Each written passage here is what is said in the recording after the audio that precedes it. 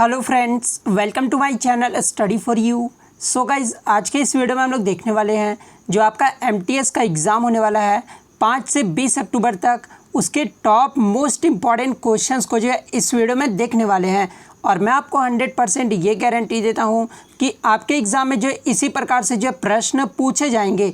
तो वीडियो को जो है लास्ट तक ज़रूर देखिएगा। और आपसे रिक्वेस्ट करता हूँ, अभी तक आपने मेरे चैनल को अगर सब्सक्राइब नहीं किया है तो एमटीएस का डेली प्रैक्टिस सेट पाने के लिए जो है चैनल को सब्सक्राइब ज़रूर कर दीजिएगा।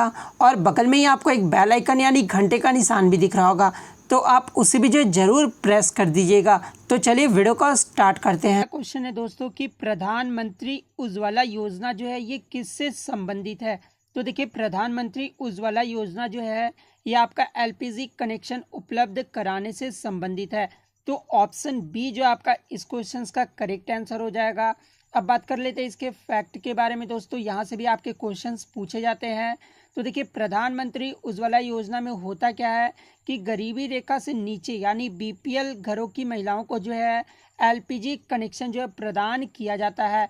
और कभी कभी एग्जाम में क्वेश्चंस पूछ दिया जाता है दोस्तों कि ये जो एलपीजी कनेक्शन है ये किस मंत्रालय द्वारा मंत्रालय का जो है योजना है। तो ये भी आपको याद रखना है कि ये जो है योजना है ये पेट्रोलियम और प्राकृतिक गैस मंत्रालय का जो है एक योजना है। तो ये फैक्ट भी आपको याद रखना है। नेक्स्ट क्वेश्चन आपका यहाँ पे दोस्तों कि निम्नलिखित में से जो है किस महासागर की समुद्री तट रेखा जो है सबसे लंबी है। तो देखिए, समुद्री तट रेखा जो सबसे लंबी होती है महासागर की वो आपका अटलांटिक महासागर की है। तो ऑप्शन सी जो आपका यहाँ पे अटलांटिक ओशन आपका राइट आंसर हो जाएगा। नेक्स्ट क्वेश्चन की बात करें दोस्तों, नेक्स्ट क्वेश्चन है आपका यहाँ पर कि जैन धर्म का जो है संस्थापक कौन है। तो देखिए, भारत में जो जैन धर्म का जो संस्थापक है ये भगवान महावीर है। तो ऑप्शन बी जो आपका यहाँ पे राइट आंसर हो जाएगा। देखिए, यहाँ से आपके क्वेश्चंस पूछे जाएंगे दोस्तों इसके अलावा कि जैन धर्म के जो 24वें तीर्थंकर के रूप में जो किसे जाना जाता है।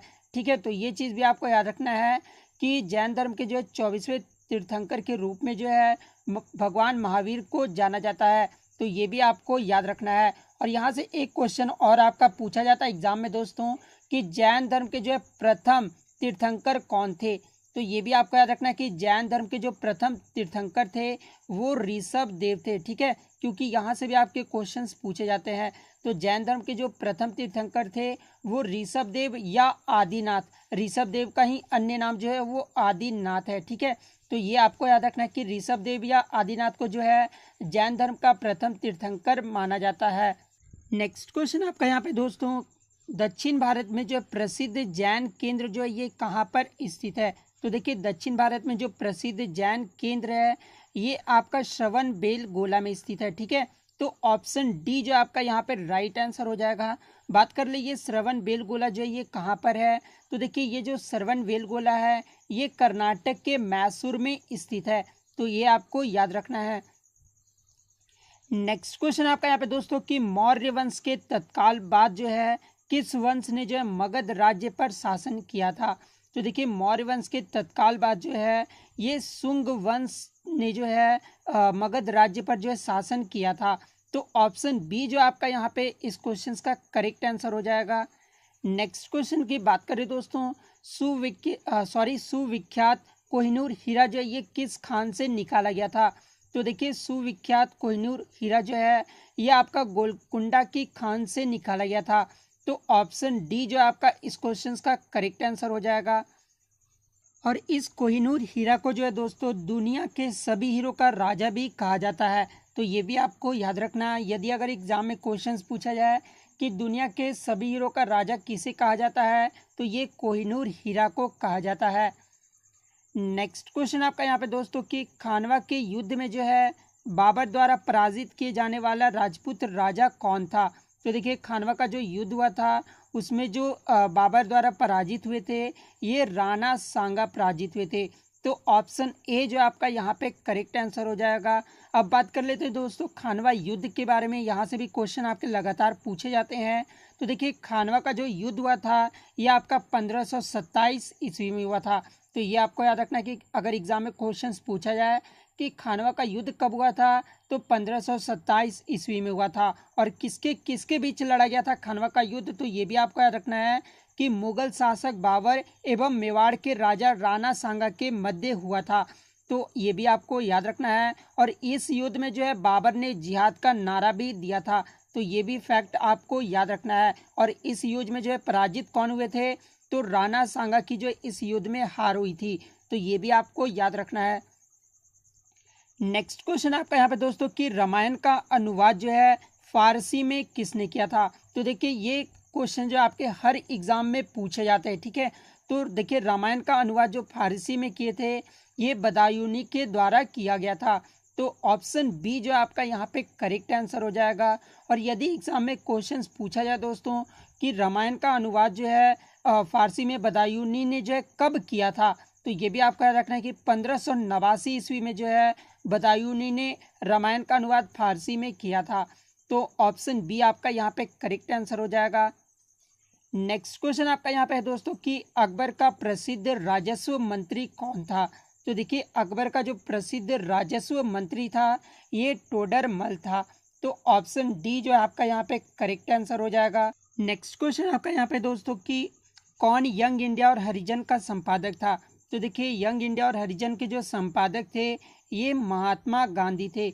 तो ऑप्शन सी जो आपका यहाँ पे राइट आंसर हो जाएगा। और इन्हें जो राष्ट्रपिता के नाम से भी जाना जाता है, तो ये भी आपको याद रखना है।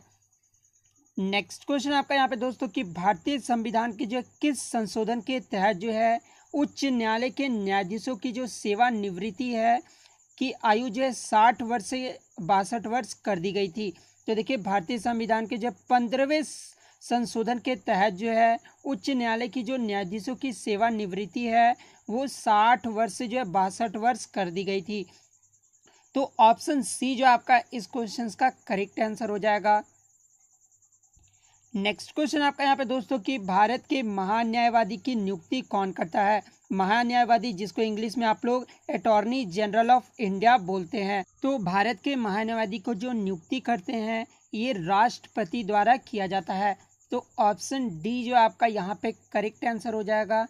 नेक्स्ट क्वेश्चन आपका यहाँ पे दोस्तों किसी राज्य का जो उच्चतम विधि अधिकारी कौन होता है। तो देखिए किसी भी राज्य का जो उच्चतम विधि अधिकारी यानी लॉ ऑफिसर जो होता है यह आपका एडवोकेट जनरल होता है यानी महाधिवक्ता होता है।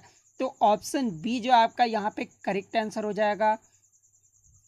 नेक्स्ट क्वेश्चन आपका यहाँ पे दोस्तों कि किस अनुच्छेद के अकॉर्डिंग जो है राज्य विधान परिषद बनाई या समाप्त की जा सकती है।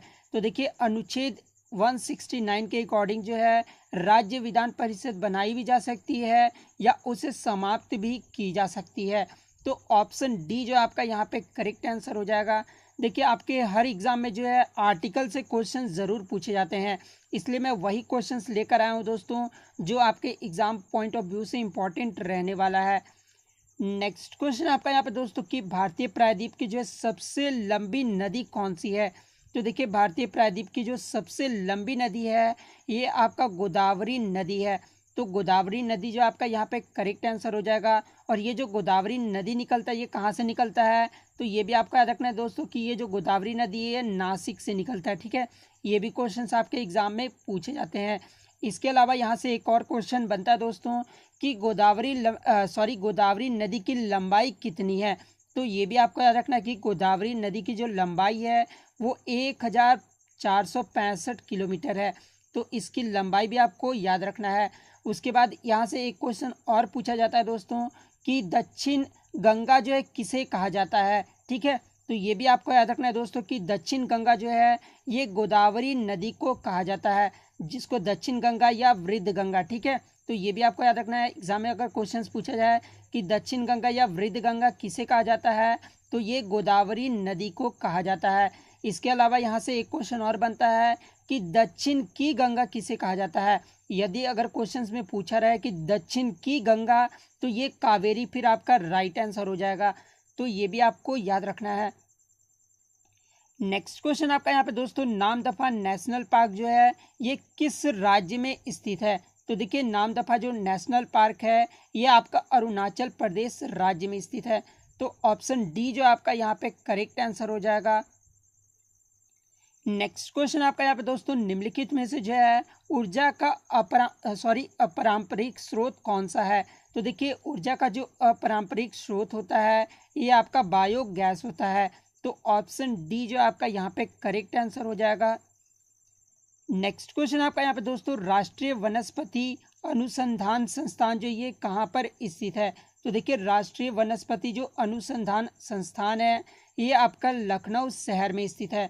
तो ऑप्शन सी जो आपका यहाँ पे करेक्ट आंसर हो जाएगा।